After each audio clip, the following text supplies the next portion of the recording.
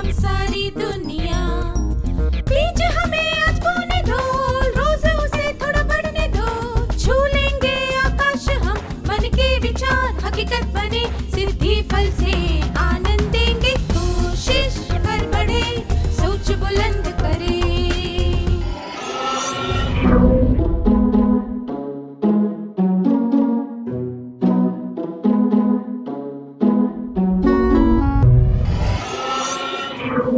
नमस्ते छात्रों, आप सबको देखकर खुशी हुई।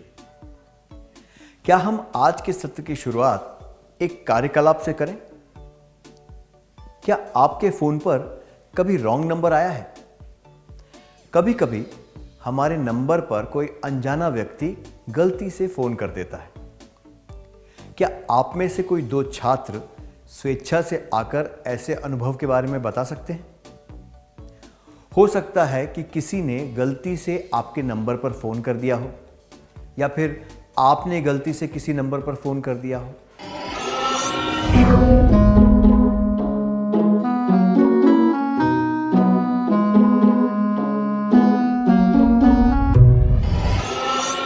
अपने अनुभवों के बारे में बताने के लिए धन्यवाद। फोन होने से बड़ी सुविधा रहती है, पर फोन का इस्तेमाल ठीक से ना किया जाए तो परेशानी भी हो सकती है। फोन पर बातचीत करते समय जो भी समस्याएं होती हैं, वे अक्सर इसलिए होती हैं कि हम सही तरीके से काम नहीं करते। फोन को इस्तेमाल करने के सही तरीके क्या होते हैं, हम आज के सत्र में यही सीखेंगे। मुझे यकीन है कि फोन उठाने के बाद आप फोन करने वाले व्यक्ति का अभिवादन करते होंगे। जहां तक हो सके हमें फोन उठाने के बाद अपना नाम बताकर सामने वाले व्यक्ति का अभिवादन करना चाहिए। परिस्थिति के अनुसार फोन रखने से पहले धन्यवाद भी देना चाहिए।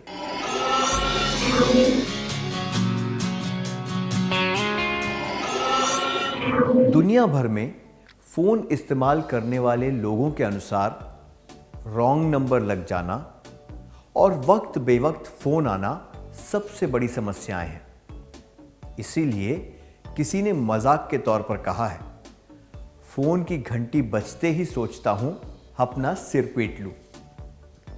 वक्त बेवक्त रॉन्ग नंबर उठाकर मैं बड़ा ही परेशान हूं।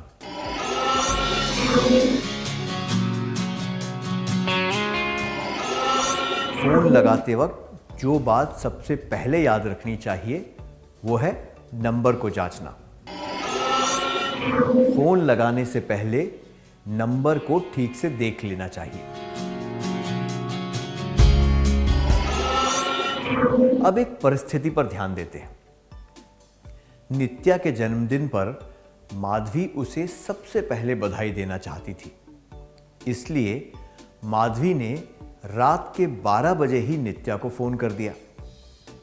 नित्या के परिवार वाले आधी रात को फोन की घंटी सुनकर चौंक गए। नित्या के पापा ने फोन उठाया। अगर आप नित्या के पापा की जगह होते तो आप क्या करते? क्या आप में से कोई यहां आकर इस दृश्य का अभिनय करके दिखा सकता है?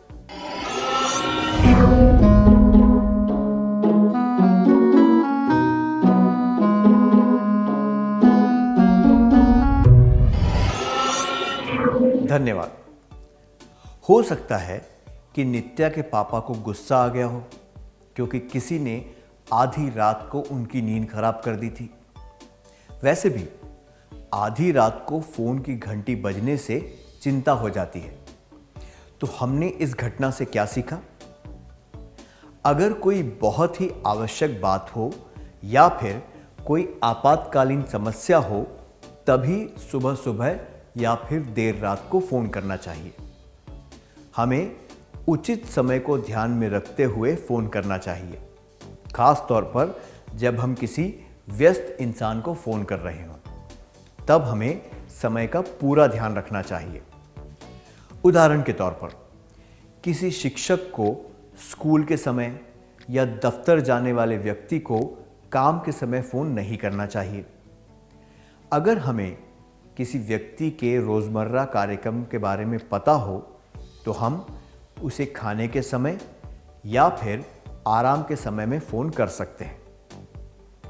अगर हम किसी का कार्यक्रम ना जानते हो तो हमें पहले उस बारे में जान लेना चाहिए। आप फ़ोन करके ये पूछ भी सकते हैं कि अभी उनसे बात करना ठीक रहेगा या नहीं। अगर वो उचित समय ना हो तो आप उनसे समय लेकर बाद में फ़ोन कर सकते हैं। हमें हमेशा ध्यान रखना चाहिए कि हम किसी को अनुचित समय जैसे सुबह सुबह या फिर देर रात पर फ़ोन न करें।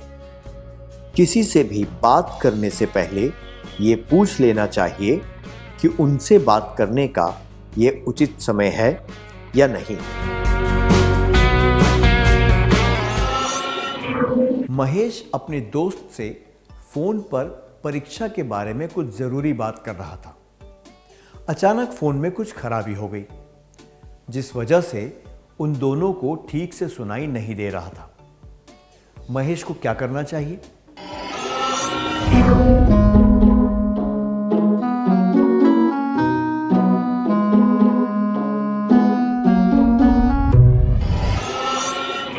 सही कहा।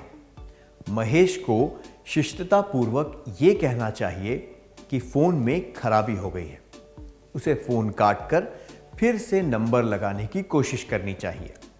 बात करते वक्त ये ज़रूरी है कि सब कुछ स्पष्ट रूप से सुनाई दे रहा हो। जब हम कोई ज़रूरी बात कर रहे हों तो ये और भी महत्वपूर्ण हो जाता है कि बात ठीक से सुनाई दे। हम किसी को समय और तारीख से जुड़ी जानकारी के बारे में तभी बता सकते हैं जब स्पष्ट रूप से सुनाई दे रहा हो। इससे बात ठीक से समझ में आती है और समय भी बर्बाद नहीं होता। अगर बात करते वक्त फ़ोन की लाइन में कोई खराबी हो जाए तो फ़ोन बंद करके फिर से लगाने की कोशिश करनी चाहिए। अब हम अगली चीज के बारे में बात करेंगे, जो है समय। क्या आपके साथ कभी ऐसा हुआ है कि किसी ने फोन पर आने में बहुत देर लगाई हो और आपको बहुत देर तक इंतजार करना पड़ा हो? क्या आप बता सकते हैं कि तब आपको कैसा लगा था?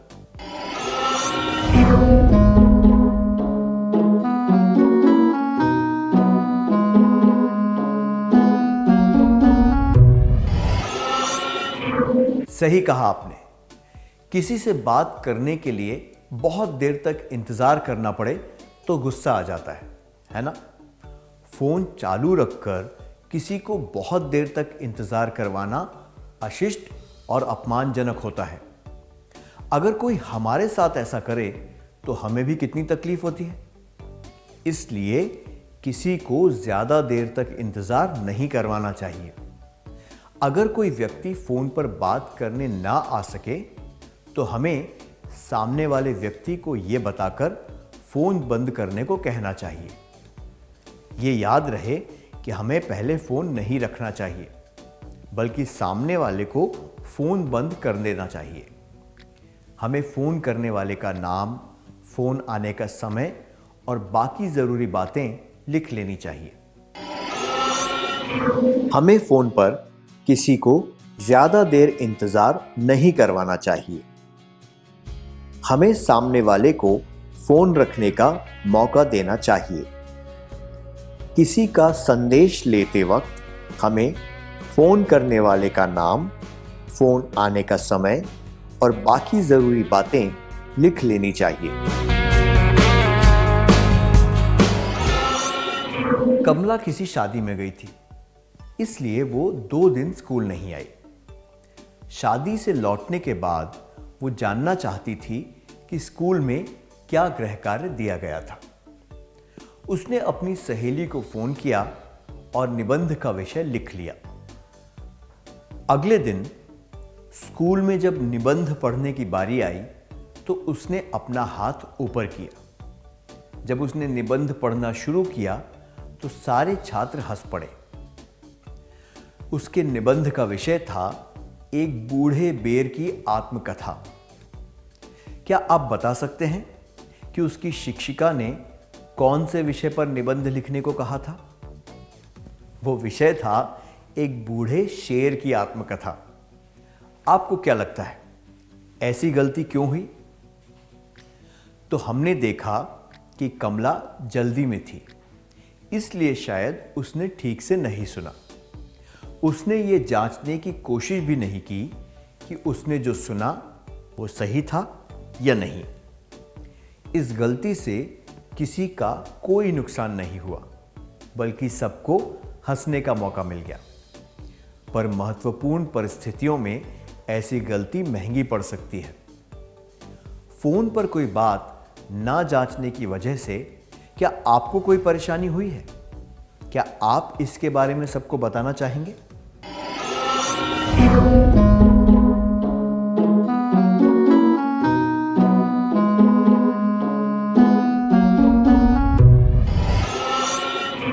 धन्यवाद। इससे हमने क्या सीखा?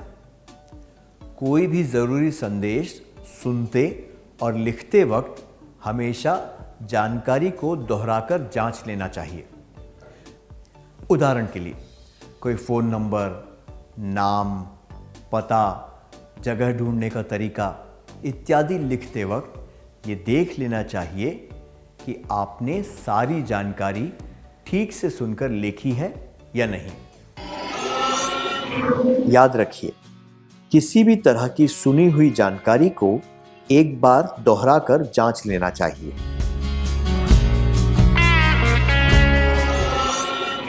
फोन की घंटी बज रही थी। यामिनी ने फोन उठाया। उसके पापा के मित्र कोई जरूरी जानकारी देना चाहते थे।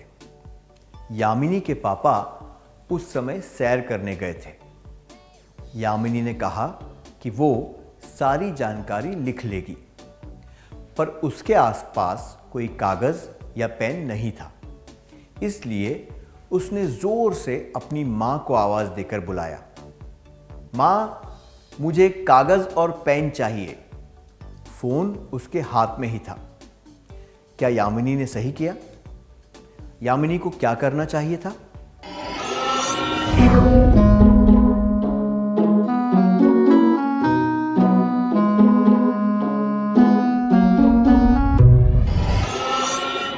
धन्यवाद।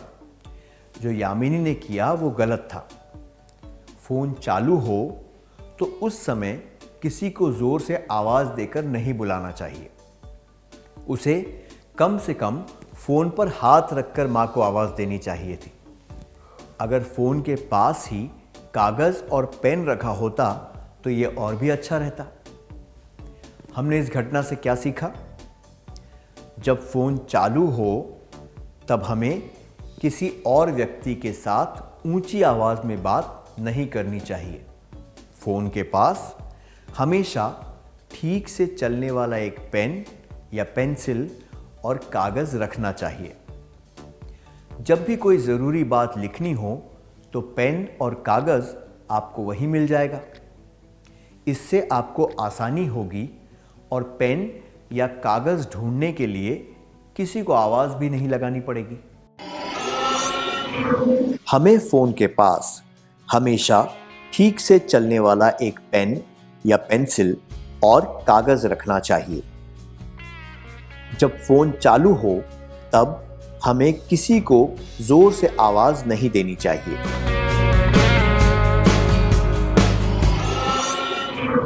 अब एक कार्यकलाप करने का समय है। घर पर फोन की घंटी बज रही है।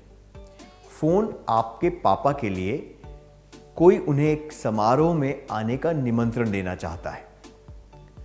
आपके पापा दरवाजे पर खड़े होकर किसी पड़ोसी से जरूरी बात कर रहे हैं। वे तुरंत फोन पर नहीं आ सकते।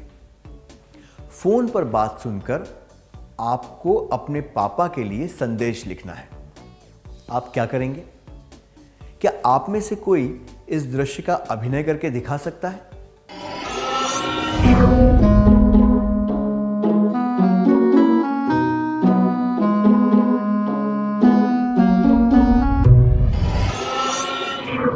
बहुत अच्छा अभिनय किया आपने, धन्यवाद।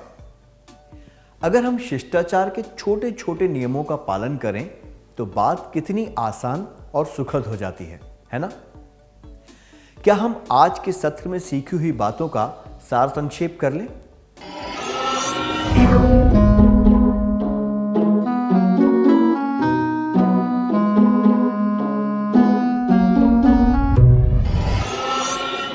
टेलीफोन वार्तालाप करने का एक उपयोगी माध्यम है। हमें इसका इस्तेमाल जिम्मेदारी के साथ करना चाहिए। फोन लगाने से पहले नंबर को ठीक से देख लेना चाहिए।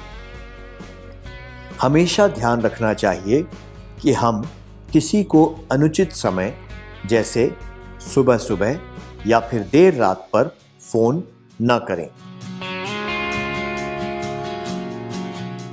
किसी से भी बात करने से पहले ये पूछ लेना चाहिए कि उनसे बात करने का ये उचित समय है या नहीं।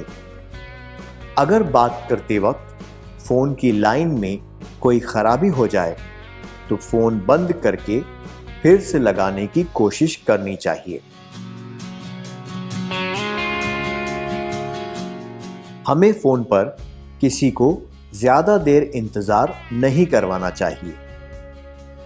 हमें सामने वाले को फोन रखने का मौका देना चाहिए।